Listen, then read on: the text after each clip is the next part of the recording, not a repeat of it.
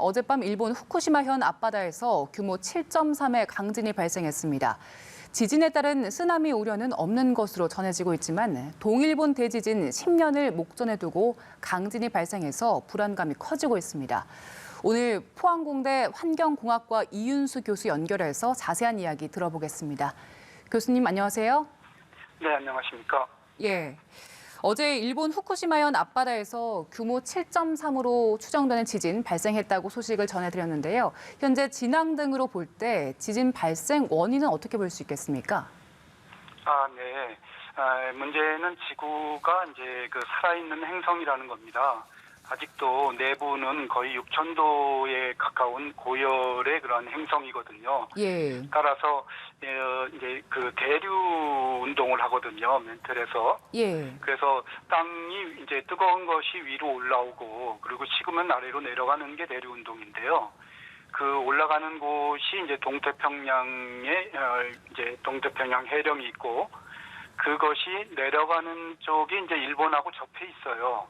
그래서 그 부분을 태평양판이라고 하는데 태평양판이 이제 일본 열도 밑으로 내려가고 있거든요. 예. 그래서 거기에서 마찰이 발생하는 겁니다. 예, 알겠습니다. 그 마찰이 그 에너지는 이제 없어지지 않는 거거든요. 그 예. 마찰이 이제 이제 견디다가 그 한계를 넘을 때 이제 이게 지진이 발생하는 것이거든요. 그래서 이번에 발생한 그 지진 규모 7.3은 약 한 3,000조 줄 정도고 히로시마 원폭의 한 35개 정도에 해당하는데요. 우리나라 2016년에 경주 지진이 있었잖아요. 규모 예. 5.8. 그거에 약 한 100배 정도라고 보시면 되겠습니다. 그러한 예. 에너지가 이제 이번 지진에서 한 번에 해소된 것입니다. 예, 일단 설명해 주신 바만 들어보면 상당한 규모라는 걸 알 수 있겠는데요. 이번 지진으로 후쿠시마와 미야기현 일부 지역에서 강한 흔들림이 감지되기도 했고 또 도쿄 도심에서도 수십 초 동안 강한 진동이 이어졌다고 하는데 실제로 이 진도 6강이라고 했을 때 저희가 어느 정도로 체감할 수 있겠습니까?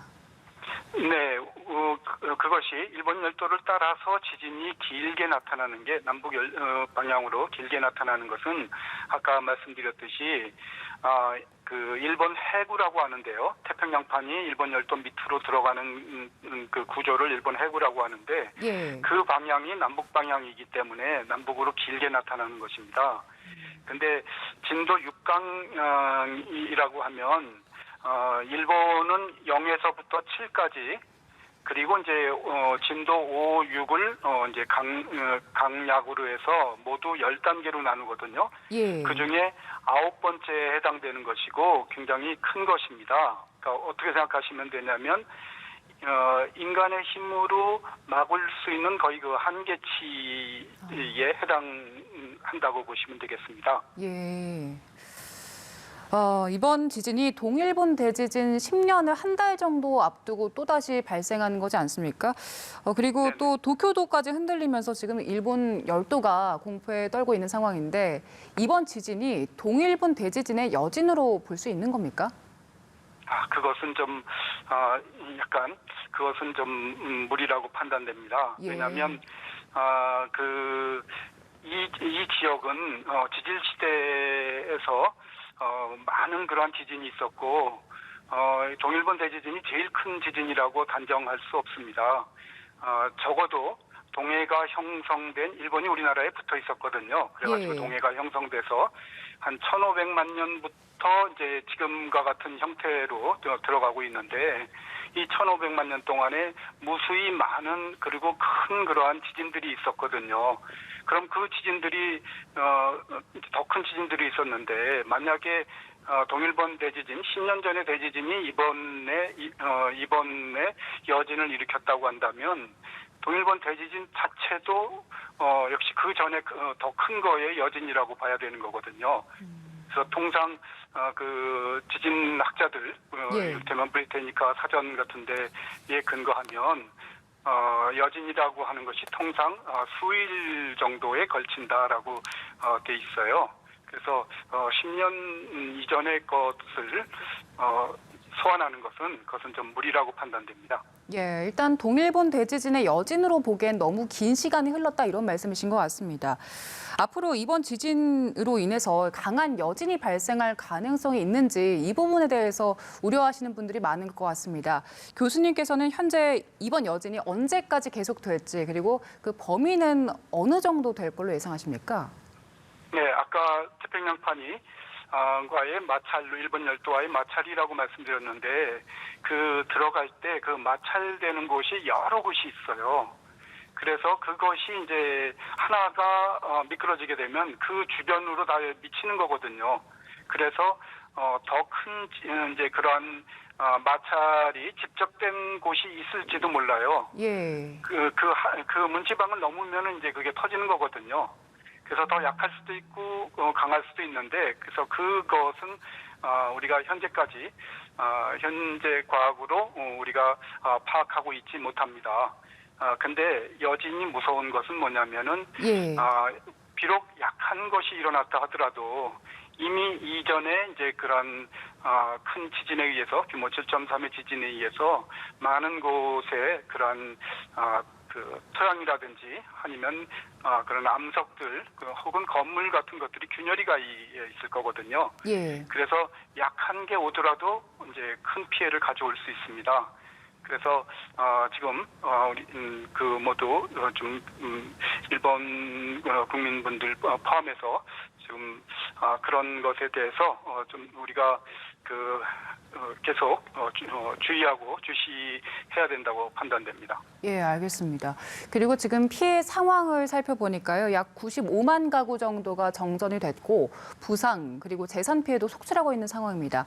그나마 다행인 점이 지금 쓰나미 피해는 없을 거란 관측이 나오고 있는데 동일본 대지진 때와 비교했을 때 어떤 차이가 있습니까?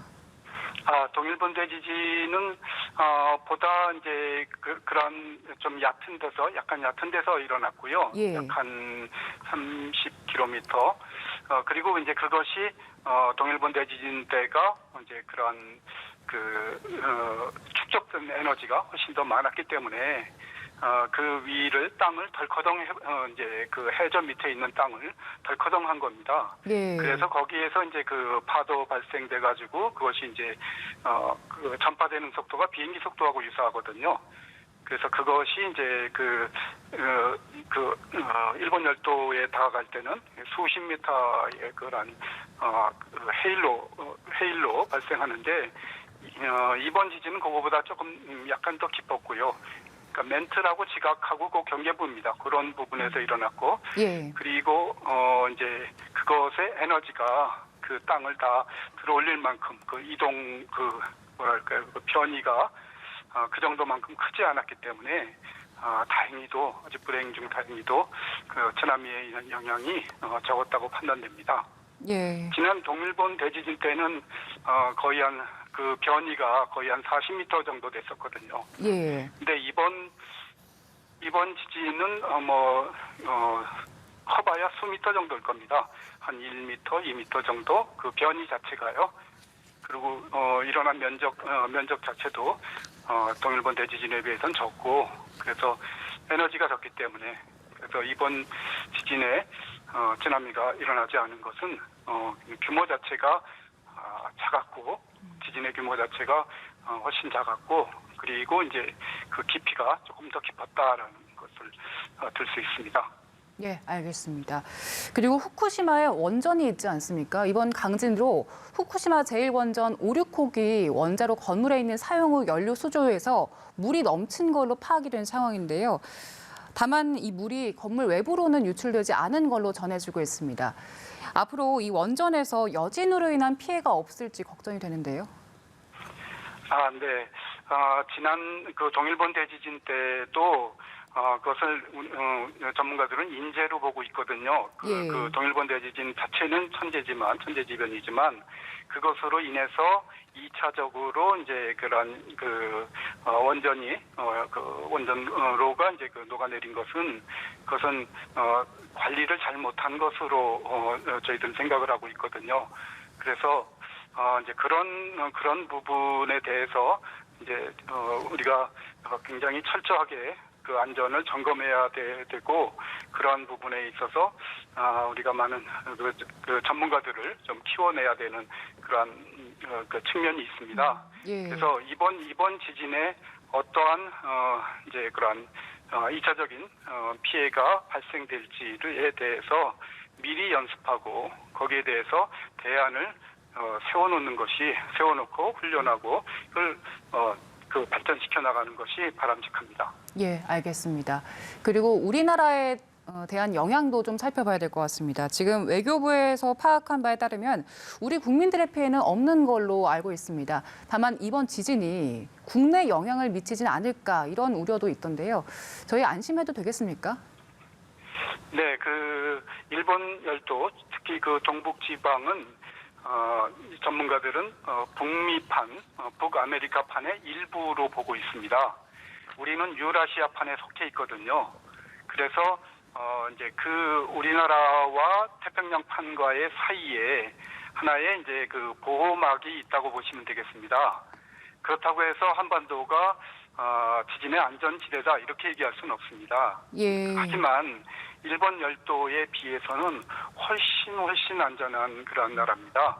그래서 에너지가 이제 그 대륙 내부에도 조금씩 축적이 됩니다.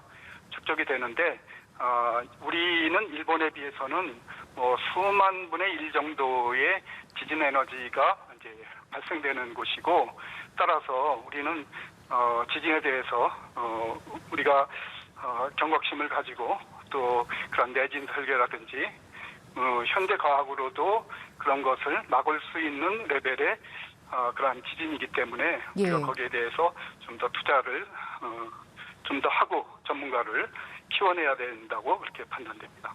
네, 말씀해 주신 것처럼 일단 우리나라도 몇 번 경험을 했기 때문에 안심할 수는 없는 상황인 것 같은데요. 투자를 해줘야 한다고 말씀하셨습니다.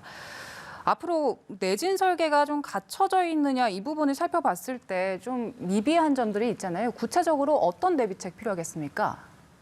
네, 우리나라가 이제 세계의 땅덩어리로 되어 있습니다.